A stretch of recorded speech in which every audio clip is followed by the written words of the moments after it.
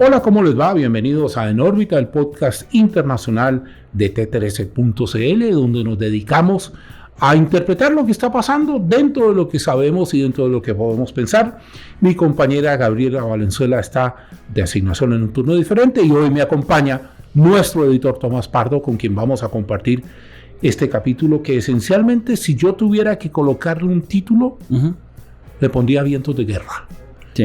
Que era bien, usted es muy joven.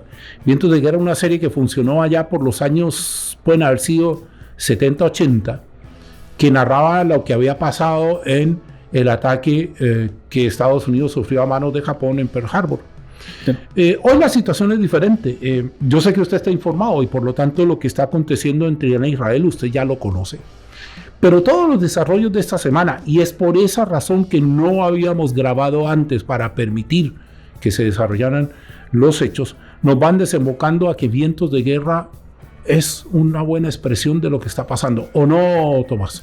Sí, Carlitos, porque no es solo lo que se vive entre entre Irán e Israel, Israel-Palestina, sino también las implicancias que tengan para el mundo. Ucrania, China por ahí, alguna Corea que tenga algunas intenciones. Y es un periodo.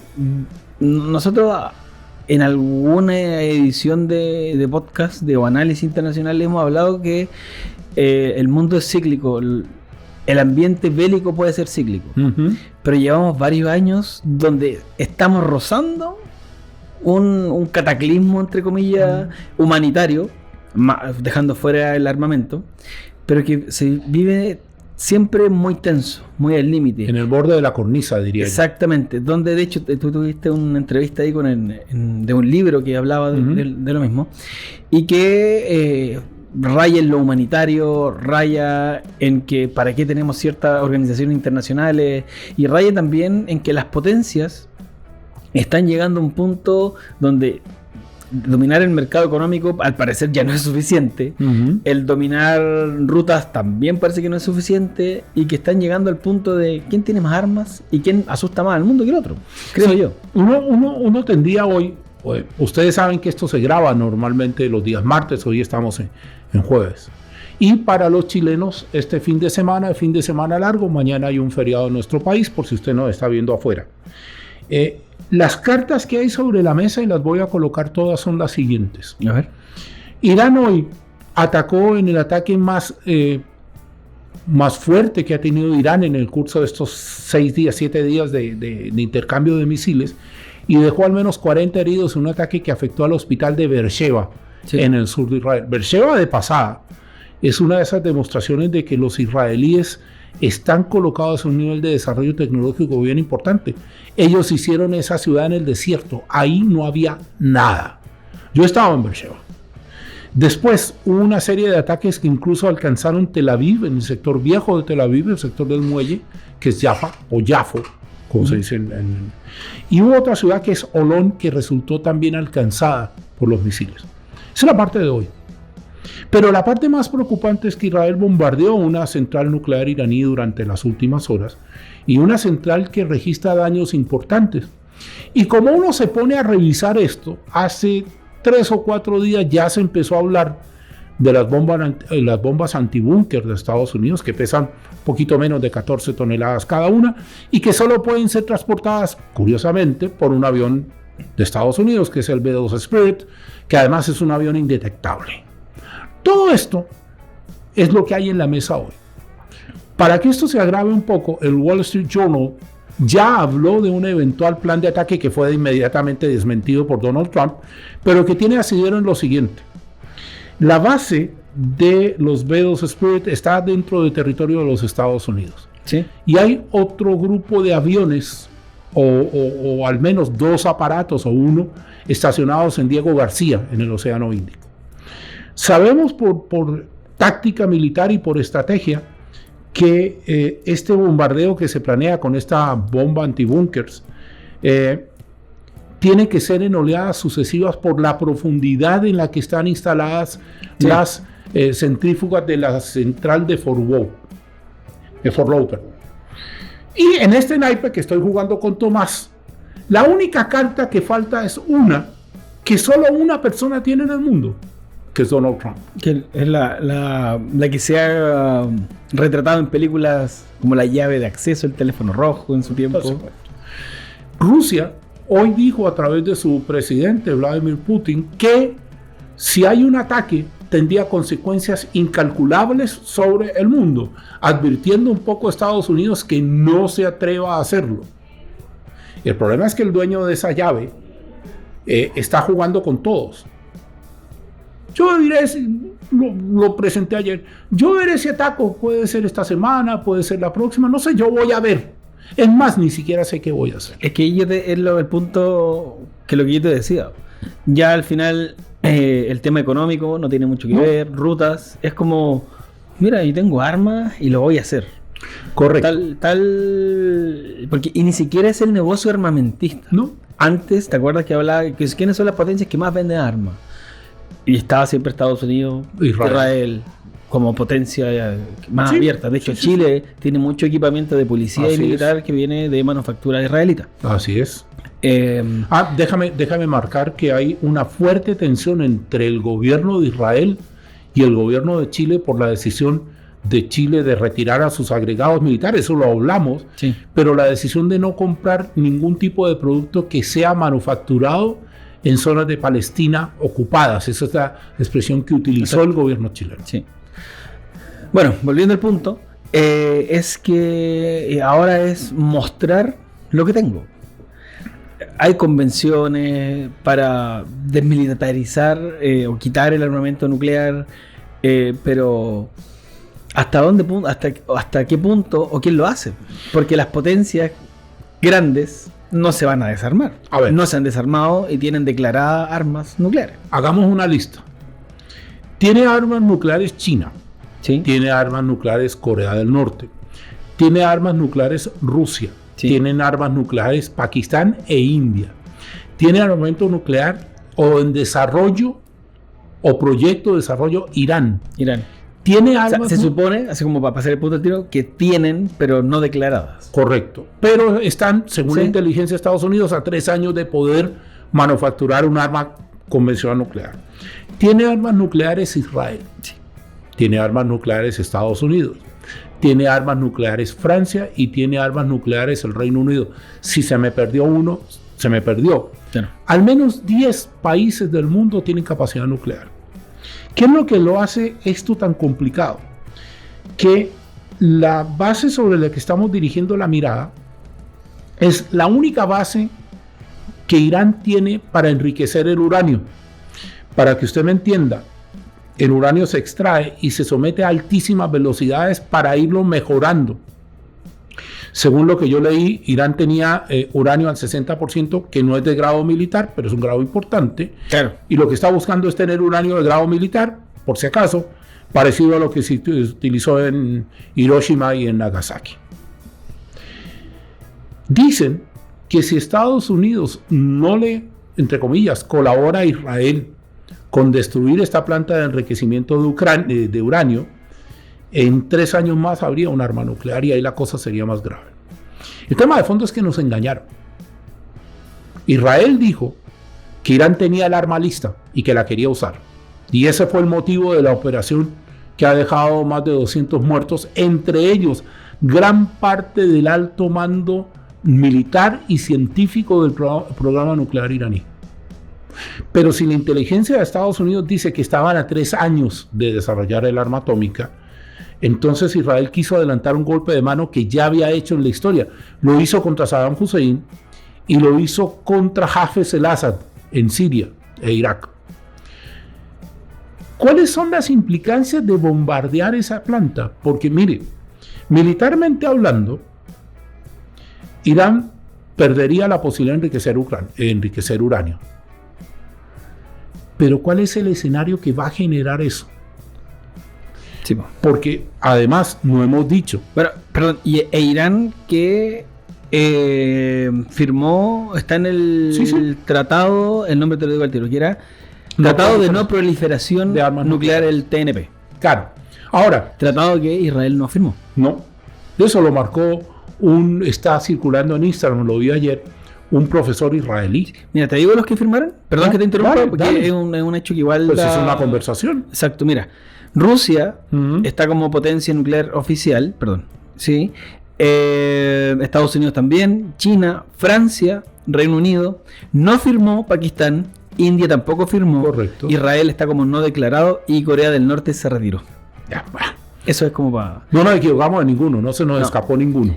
Rusia declara 5.580 ojivas nucleares estimadas. ¿Ya? ¿Y Estados Unidos? El número 1. El número 2, Estados Unidos con 5.244. Ya. Y después ya brutalmente baja con 500 China, Francia con 290, Reino Unido con 225, Pakistán con 170, India con 172. Y estos son un poquito como no están declarados o tan transparentados según el documento oficial. Israel con 90 y Corea del Norte con 50. Sí, las 90 de Israel están en revisión absoluta. Sí. Dicen algunas fuentes que podría tener más de 100.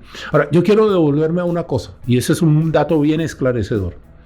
La razón por la que Estados Unidos y Rusia tienen un número similar de armas nucleares es que en algún punto en el mundo se manejó una hipótesis de trabajo que era MAD, destrucción mutua asegurada. Sí. Siempre en un escenario bélico usted va a tener como 3 etapas como muy marcadas, ¿no? Hay una etapa de diplomacia en la que usted protesta, llama a su embajador, qué sé yo. Hay una etapa de diplomacia coercitiva, usted le aplica sanciones al otro país, que es lo que Estados Unidos ha hecho en general con jerarcas en Pakistán y en la India y en varios países. Y la tercera es un ataque como tal. Internacionalmente hablando, quien podría eventualmente autorizar un ataque sobre el programa nuclear iraní es Naciones Unidas. Está claro que Trump no va a ir a Naciones Unidas. Pero también está claro que Naciones Unidas fue en ocasión de la guerra que derribó a Saddam Hussein del poder, Sí. engañada por quienes se suponía le tenían que decir la verdad. Entonces, volviendo a fojas. Vamos a suponer que la base de enriquecimiento de uranio en Irán de Fordow Sí. es atacada y es destruida. Las consecuencias ambientales de eso no están medidas, no sabemos qué tanto material nuclear hay ahí. Pero las consecuencias políticas son imprevisibles, Tomás, que es lo que a mí me empieza a preocupar. Cuando usted golpeó a Hamas en Gaza, usted le golpeó una estructura terrorista, eso lo hemos dicho varias veces. Sí. ¿Quién se hace cargo del drama humano? ¿Qué pasa si en Irán, que es una república islámica, ojo con eso, Regida por el Ayatolá. Ali Khamenei, que entre otras cosas dice Estados Unidos que sabe dónde está y que lo pueden eliminar cuando ellos quieran, y que hoy el ministro de Defensa de Israel dijo abiertamente que Khamenei no tenía derecho a existir? Sí. Se elevó la retórica. ¿Quién se va a hacer cargo del vacío de poder en Irán? ¿Quién se va a hacer cargo? Porque esto es de verdad complicado. Con el número de refugiados iraníes que van a ir a dar a Turquía, huyéndole a la guerra. ¿Quién se va a hacer cargo del desastre eventual que puede quedar como pasó en Afganistán, cuando las tropas de Estados Unidos se retiraron? ¿Y quién se hizo cargo finalmente de asegurar lo mínimo, ¿no? Eso es lo que la gente... A ver, parece ser que la gente tiene una predilección muy especial por la bomba antibúnker. Me encanta. Pero es un tema que uno cuando lo menciona todo el mundo teoriza y dice. Que es como la magnificencia de un arma, pero claro, es la potencia que pueda tener. Que destruir un búnker, que el búnker se supone es algo de lo más seguro por cómo están construidos, y que también es válido hacer el punto de que un búnker de estas magnitudes no es solo un hoyo bajo la tierra. No.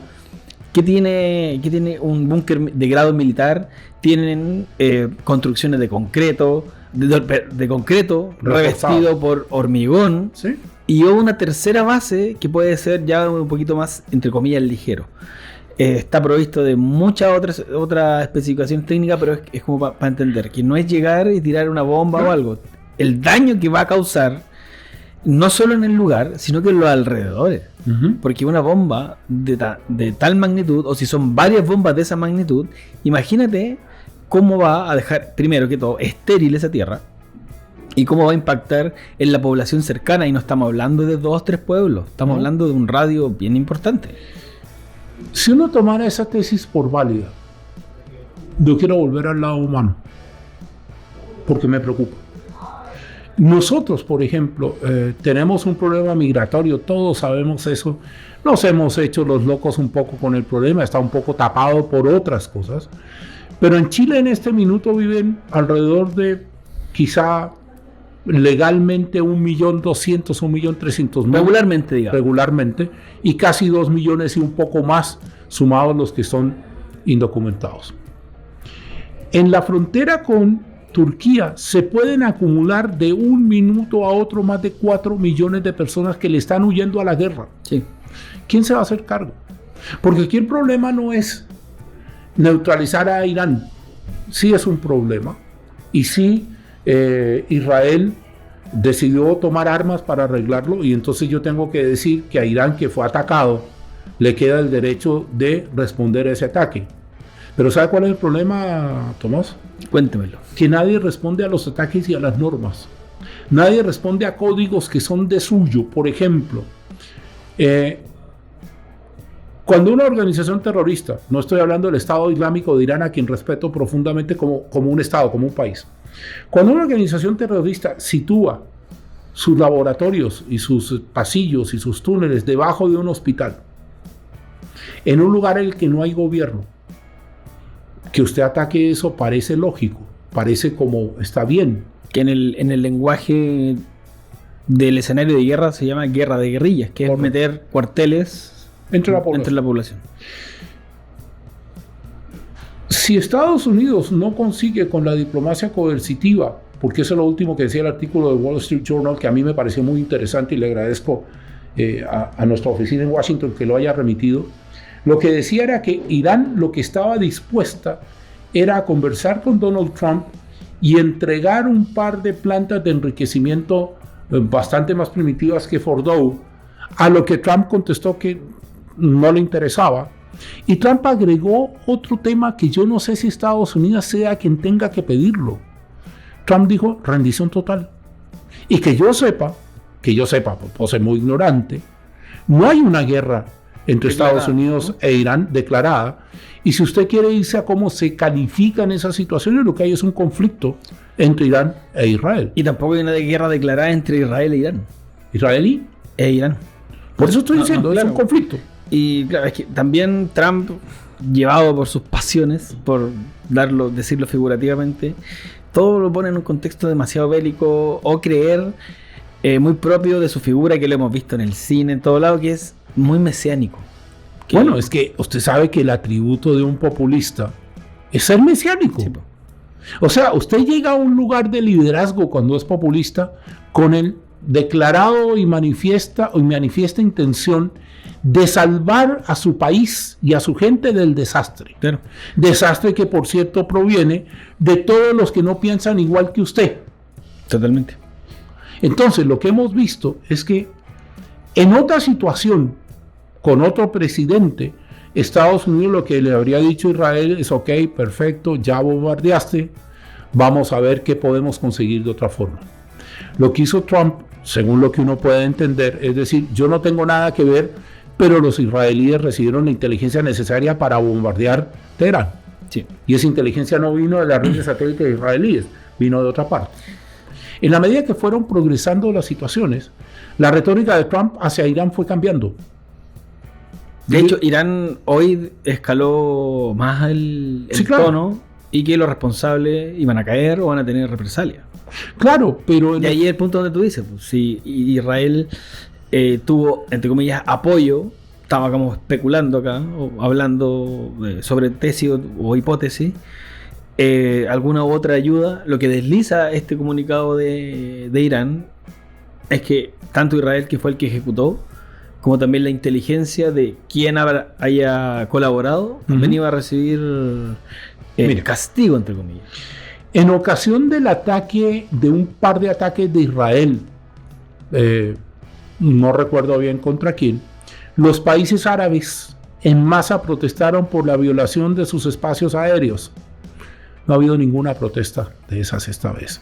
Ni Jordania, bueno, Siria no tiene gobierno, ni Jordania, ni Arabia Saudita, ni Emiratos Árabes, ni Qatar, ni Arabia Saudita, que son los que recuerdo en este minuto, han expresado nada con respecto a lo que está pasando. Lo cual quiere decir dos cosas. Una, ¿Estados Unidos sabía del ataque? Según el propio Trump, sí. ¿Qué hizo Estados Unidos? Habló con el mundo árabe no iraní para decirle, señores, se quedan calladitos y tranquilos. Cuando esto se desenvuelva, vamos a tener un mundo en el que vamos a tener que pensar qué es lo que tenemos de mundo. Porque tú tienes mucha razón en que aquellos liderazgos mundiales, llámese potencias mundiales, cada vez están más al debe, pero cada vez están en manos de líderes que quieren hacer su voluntad por encima de cualquier cosa. Cuando tú revisas las declaraciones del presidente de Estados Unidos con respecto en general a cualquier crisis, es una declaración altisonante, es una declaración que en el fondo le da el favor a sus amigos y el bien común se perdió, como diría Santos Discépolo, el autor del inmortal Cambalache, ¿no? La Biblia llorando al lado de un calefón. Es que y me gustaría, ¿por qué me trabo? Porque a mí, tanto como a ti, nos gusta mucho la historia, los datos. Y mucha gente no entiende el por qué. ¿Qué pasa entre Israel e Irán? ¿Cuándo surgió esto? Y es muy curioso el dato o cómo se escribe la historia, porque antes de 1979, Israel e Irán eran amigos, compartían inteligencia, pero compartían ejercicios tácticos. ¿Usted sabe qué es peor? Que quien mantuvo a Irán, al Shah de Irán, a Reza Pahlavi, en el cargo fue Estados Unidos. Exacto. Y esa crisis es lo que se llama, en términos de Irán, la revolución de los cassettes. No sé si usted sabe cómo fue eso. La revolución islámica. Sí, la del Ayatollah Khomeini. Exacto. ¿Usted sabe cómo fue eso? Khomeini vivía exiliado en París. Y desde París mandaba, quizá usted muy joven y no los conozca, pero me tocaron unos cassettes con los sermones de la madrasa, la escuela islámica donde él estaba, que se distribuían en Irán de mano. De régimen chiita. Y resulta que el Shah, que ya les conté su nombre, tenía una policía y un servicio de inteligencia que era el Sabak. ¿Usted sabe a cuánta gente torturó el Sabak como se le dio la gana? Hasta que finalmente Ruhollah Khomeini llega al poder.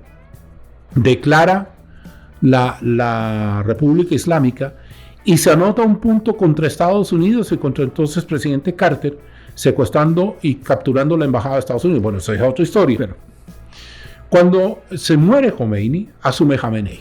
Espérame, y Khomeini, que al asumir comenzó a llamar a Israel un estado ilegítimo. Sí, claro. Y ahí comenzó este quiebre de por qué si tenían un trabajo conjunto en la inteligencia, en lo militar, en la seguridad, se rompe. Irán, salvo Jordania y Siria, era el país más occidental que tenía el mundo árabe. Ahora, Jamenei, cuando llega a esto de esta entidad ilegal y que sé qué, le agrega la entidad sionista. Y jamás Irán se vuelve a referir a Israel como Israel. Sí. ¿Qué más hace Irán? Dice, tal como decía la carta fundamental de la OLP, la Organización de la Liberación Palestina, que Israel no tiene derecho a existir. Sí. Y ahí comienza un diálogo de sordos, que es, Irán comienza a armarse con armamento ruso, armamento soviético. Y después comienza a desarrollar su propia industria. Porque una de las causas vitales de esto es que tú, para poder resistir un conflicto internacional, te tienes que armar y no puedes depender de alguien más. Pero, ya. Porque y lo que decía de las denuncias dentro que ha tenido Israel, al principio de los 2000 Israel comenzó a hacer esta denuncia de que Irán estaba produciendo uranio enriquecido. Irán, por su parte, decía que era su programa nuclear era solamente civil. Con fines civiles. Pero ahí Israel le hace el punto y dice que es una delgada línea roja que se puede estar dentro de esta amenaza nuclear, considerando el alcance o los programas de desarme que han habido en temas nucleares. ¿Por qué? Hay que pensar Unión Soviética, Rusia, países como, no sé, Ucrania cedieron su armamento ruso su armamento soviético a Rusia. Correcto. No lo cedieron, los chantajearon.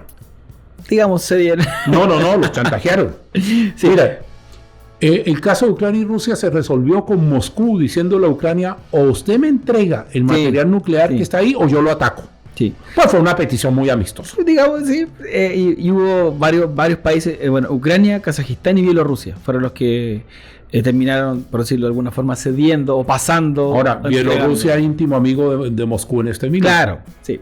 Y volviendo al tema de este quiebre, comienzan las denuncias y antes también está el apoyo que Irán comenzó a dar a grupos terroristas como Hezbollah y como Hamas. Sí, claro. Y a cualquier grupo eventualmente en cualquier parte del mundo que adhiriera a la postura religiosa de Irán. Eso hay que dejarlo ahí. Ahora, como el tiempo es un tirano, y el tirano lo tengo acá al frente, yo no he dicho nada. Yo los invitaría a ustedes a mantener la calma, si es que uno puede mantener la calma, pero los invitaría también a hacer una reflexión sobre qué es lo que va a pasar en el mundo, qué es lo que viene.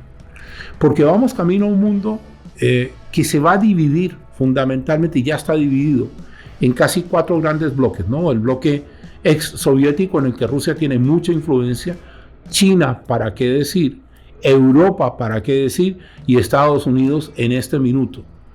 Yo lo que creo es que si es que hay un ataque, más allá de que terminen con el programa nuclear iraní, puede ser un error de proporciones que no podemos medir en este minuto. Y claro, tú lo hablabas, hay un tema humanitario, quién se va a hacer cargo, pero también hay qué va a pasar después. Bueno, eso es. Lo vimos un ejemplo muy latente con el retiro de las tropas en Irak. Y en Afganistán. Y que era algo que testigos o propios desertores dijeron: el ejército no está peleando o no está haciendo resistencia porque no le ve sentido. Mire, a usted le gusta la historia. Usted es de Arica, ¿no? En algún minuto de la Guerra del Pacífico, y le pido perdón a mis hermanos peruanos que se van a enojar con lo que voy a decir, Chile ocupa Perú hasta Lima, como desarrollo de la Guerra del Pacífico. Y cuando don Patricio Lynch Saldívar, si es que no recuerdo mal los apellidos, o que vivía en Colombia y no estudiaba esa historia, decide que Chile se retira y deja instalado un gobierno, entre comillas, pro-chileno, que duró nada. Quien quiera que suceda, si esto se calma, maravilloso, pero si llegamos al final del final, quien quiera que detente el poder ejecutivo en Irán está destinado a fracasar, como se fracasó en Irak, como se fracasó en Afganistán y en muchas otras partes. Porque resulta que lo que tú estás incubando al intervenir un país es una rebelión de proporciones, porque particularmente Irán es un país muy nacionalista. Y se están oprimiendo ideas, no tanto políticas, claro, sobre todo religiosas. Claro, y además, y es un buen punto, ¿qué papel va a jugar la oposición iraní dentro de todo esto? Don Tomás. Don Carlos Alfonso Zárate Valenzuela. Dejémoslo en Carlos, gracias. Ahí está Memín, que vino a darnos una vuelta. Por ahí hay una toma maravillosa que estamos haciendo con una cámara nueva. Nuestro privilegio es haber tenido la compañía de ustedes. Los dejamos invitados, tenemos mucho tema que comentar. Esto ha sido En órbita de hoy, vientos de guerra. Chao, chao.